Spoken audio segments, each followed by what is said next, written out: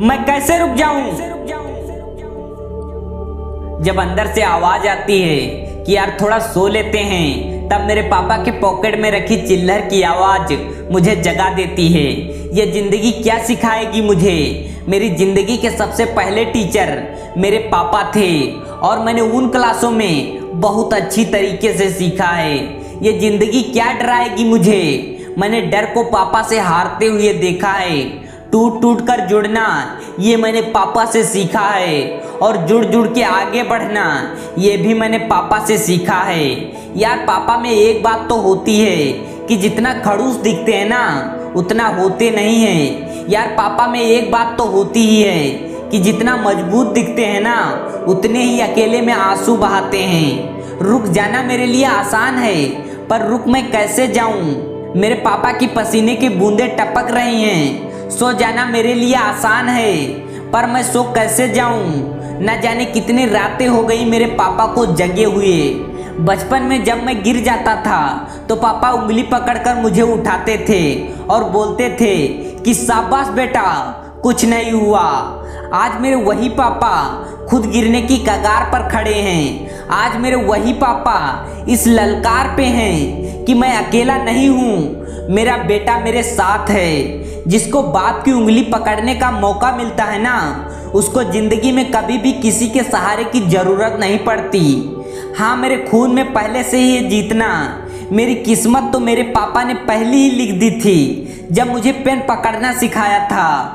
और ताज्जुब की बात यह है कि मैं अब भी किस्मत में कमियां निकालता हूँ। जो बोलते हैं ना कि पापा तो ऐसे ही बोलते हैं, उनका काम है बोलना, वो लोग उनसे पूछें जिनके पापा नहीं हैं। अरे ये मुश्किलें क्या रोकेंगी मुझे जब मेरे पापा बुखार में भी काम पर जाने से नहीं रुके।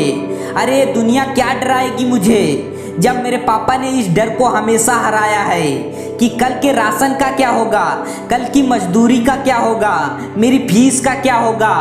मुझे पता नहीं था आज से पहले कि जिस तरह अपने पापा को अपना हौसला समझता हूँ उसी तरह मेरे पापा का हौसला मैं हूँ। क्योंकि वो हर दिन इस हिम्मत से काम पर जाते थे कि मेरा बेटा पढ़ रहा है ना, वो बड़ा हो रहा है ना, और मैं देख क्या कर रहा हूँ यहाँ।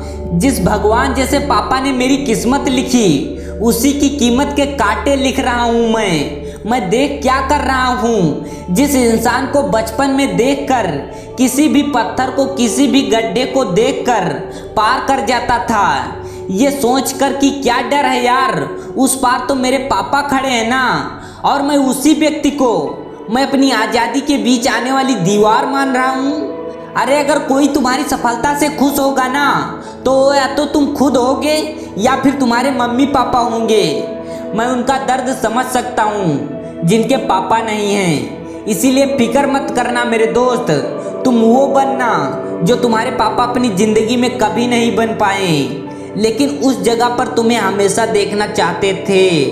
और अगर यह भी नहीं पता है कि वो तुम्हें क्या बनाना चाहते थे तो मैं तुम्हें बताता हूँ, सिर्फ और सिर्फ मेहनत करके सफल होने वाला एक इंसान।